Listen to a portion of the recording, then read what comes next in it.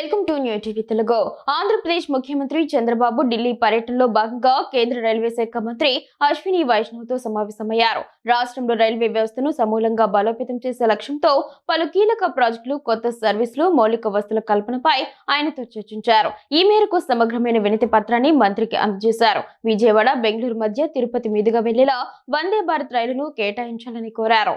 ఇటీవల కేంద్ర బడ్జెట్లో ప్రకటించిన హైదరాబాద్-బెంగళూరు, హైదరాబాద్-చెన్నై, చెన్నై-బెంగళూరు హైస్పీడ్ రైళ్ల కారిడార్లను ఏపీని తాకుతూ ప్రకటించడంపై చంద్రబాబు కేంద్రానికి ధన్యవాదాలు తెలిపారు.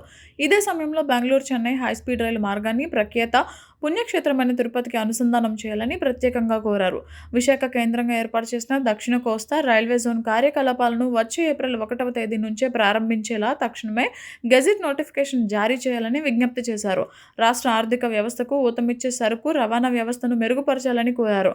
తాడిపత్రి నుంచి ముంబై జేఎన్పీటీ పోర్టుకు అరటి పండ్ల ఎగుమతికి వీలుగా 50% రాయితీపై ఖాళీ రీఫర్ కంటైనర్లను కేటాయించాలని కోరారు.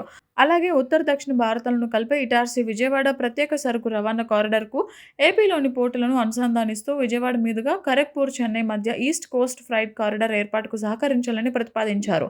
రాయలసీమ సహా గిరిజన ప్రాంతాలకు రైల్వే కనెక్టివిటీని పెంచేందుకు కొత్త రైల్వే మార్గాల ప్రతిపాదనలను ఆమోదించాలని కోరారు. హైదరాబాద్, శ్రీశైలం, మార్కాపురం మధ్య కొత్త రైల్వే లైన్ ఏర్పాటు చేయడం ద్వారా శ్రీశైలం మహాక్షేత్రానికి భక్తులు సులభంగా చేరుకునే అవకాశం కలుగుతుందని వివరించారు. విజయవాడ, విశాఖ, తిరుపతి, అమరావతిలలో గ్రీన్ఫీల్డ్ మెగా కోచింగ్ టెర్మినల్ ఏర్పాటు చేయాలని కోరారు. ప్రయాణికుల సౌకర్యార్థం విజయవాడ, బెంగళూరు మధ్య తిరుపతి మీదుగా వందే భారత్ సర్వీస్ను నడపాలని చంద్రబాబు కోరారు. విశాఖ, విజయవాడ మధ్య హైస్పీడ్, విజయవాడ, కర్నూలు మధ్య సెమీ హైస్పీడ్, తిరుపతి, చిత్తూరు మధ్య హైస్పీడ్ లింక్ కారిడార్లను మంజూరు చేయాలని విజ్ఞప్తి చేశారు. కుప్పంలో పలు ఎక్స్ప్రెస్ రైళ్లకు హాల్టింగ్ ఇవ్వడంతో పాటు అక్కడ రైలు బోగీల నిర్వహణ టెర్మినల్ ఏర్పాటు చేయాలని కూడా రైల్వే మంత్రిని కోరారు. సీఎం వినతులపై మంత్రి అశ్విని వైష్ణవ్ సానుకూలంగా స్పందించినట్లు సమాచారం.